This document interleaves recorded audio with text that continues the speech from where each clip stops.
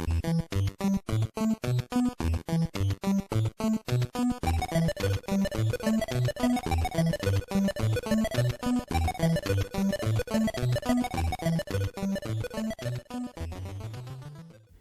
hello, I'm Kråkan, also known as Kråkan, so welcome to Yacc, yet another Crowcast where I pick a game I played for a week and then I'll talk about it.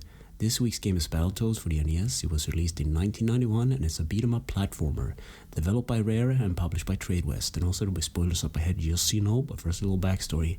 So I decided early this week that this week would be Battletoads week. And oh boy, that was a bad decision on my part. Well, so I made a review of the pilot episode of the cartoon and now I'm doing the NES game.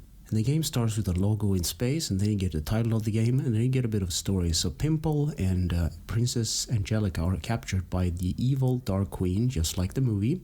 And then the Battletoads are sent out to rescue her. So you can actually play 1 to 2 players in this game, but doing so, it's really bad because you can hurt your friend while you play. So hits register and stuff like that. So you want to play solo if you can. So the first level is dropping down from this ship called the SS Vulture, which is a huge metal bird ship thingy. So you drop down and you fight enemies on stilts, and you can actually use the enemies' stilt legs as a weapon. And then you can take up to 6 hits before you lose a heart, and you have 3 hearts to start with, and then you have 3 continues to go with that. So as you fight the enemies, your body literally transforms. So if you hit an enemy, you will grow a huge fist or ramming horns if you ram them and so on. So enemies pop out of caves and wall faces, and if you double tap the directional button, you can actually run, and if you do so with the attack button, you grow a ramming horn so you can pretty much tackle them. So when you fight enemies in this game, it's a bit finicky. Think TMNT, the arcade game, or Double Dragon. So everything is in layers. A good thing to know where you are at in the game is look at your shadow. So if you line up with an enemy, you have to be dead on to actually hit them. So during the first level, you can encounter some flies, and if you eat them, you will gain some health by pressing the B button while being near them.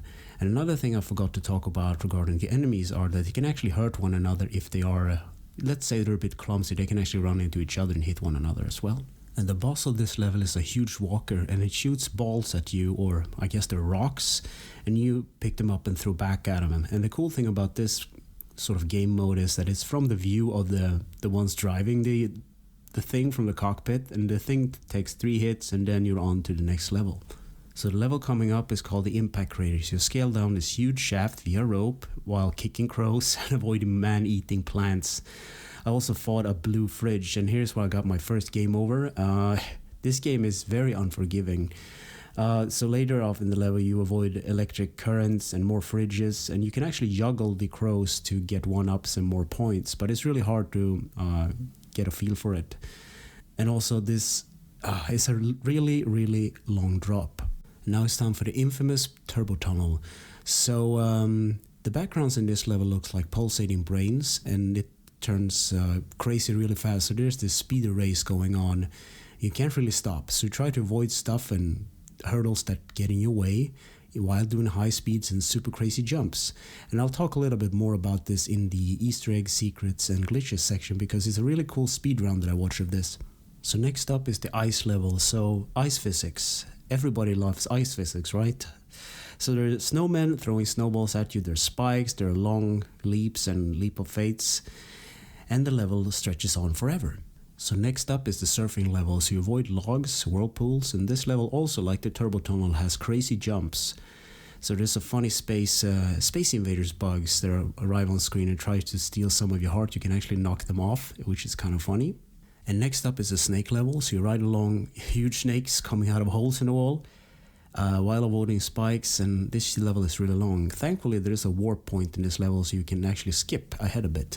And now it's time for the red stage. I guess that's the best way to explain it. So you jump on platforms, take out enemies, and later there's a flying jet segment where you go through gaps in, I guess they're lasers. And later in the level you avoid fireballs and also rockets. So this is just crazy.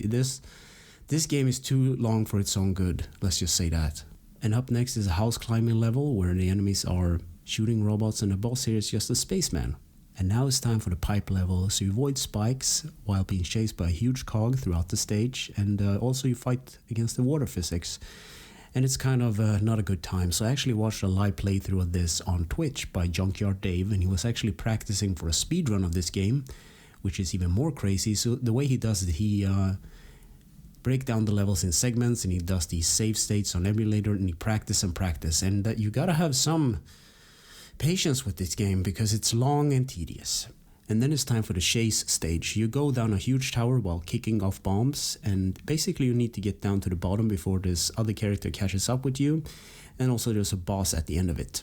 And then it's time for the future stage, and it's hard to explain, but you're basically on a future lawnmower thingy going up angles, up and down on walls, being chased by a cosmic hole. I have no better way to explain it. So what you do is you outrun it, and at the end of the stage you actually fight it. Just crazy. And finally it's time for the scaling towers. So this is actually a cool effect. The whole tower rotates, so you try to scale and platform up to the top. It's kind of like this 3D effect. And at the top you fight the evil Dark Queen while she spins, and you basically kick her a couple of times, and that's the end of the game. So gameplay. Rash and Sith, and yes, that's their name, they're on a mission to save the third Battletoad, Pimpl, and the Princess Angelica from the evil Dark Queen. And that's the plot of the game. Control, the B button attacks, you can also pick up weapons with this button. The A button jumps, the D-pad moves the toad around, the start button pauses, and it brings up this awesome beat. And if you double tap the directional button and the attack button, you can do a headbutt. Graphics. I really like the sprite work on the main characters and the enemies, and it just looks really good. Sound and music. David Wise made a soundtrack for this game. Everything from the pause music to the overhead in-game music, it just slaps. Easter eggs, secrets, and glitches. So throughout the game you can find these portals or warp points to further levels in the game, just like Snake and Rattle. So in the first stage you can actually just kick a couple of enemies and a portal will appear, and you can transport directly to the infamous Turbo Tunnel stage. So another cool thing I did this week was that I watched a speed run on the ESA where TMR, the Mexican runner, completed the Turbo Tunnel blindfolded, and I don't know how he did it, but he did it. I also watched GAC do a speedrun within 12 minutes and 29 seconds, and no warp points were used, which is just crazy. I also watched TMR perform an even crazier feat. He beat the game without taking any damage or losing any lives, which is just how people come up with these challenges and actually beat them is just even more crazy. So in conclusion I wrote, yes, try it, but it's not for casual players. So yes, the game is charming, the music is good, the sprite work is excellent, and it's a classic game for sure. On the other hand, the game is super hard, and I recommend playing a bit of it, maybe watch some speedruns on YouTube, because those are amazing actually. That would be my recommendation. This game is way too hard, and some of the levels just stretches on like forever, and it's not a fun time at all. I didn't actually even make it to the Turbo Tunnel, and it's just I can't. I just can't. There's no cheat codes that I know of that can take me there except for the warp point. But even if I use the warp point to get to that stage, I don't think I will beat it because it's just so crazy. So yeah, watch a speedrun instead on YouTube. Maybe play a little bit of the game to get a feel of it. But otherwise, don't feel bad about completing it, I guess, because there's a very few percentage of people that actually does that. So anyway, thanks for listening and for watching, and take care.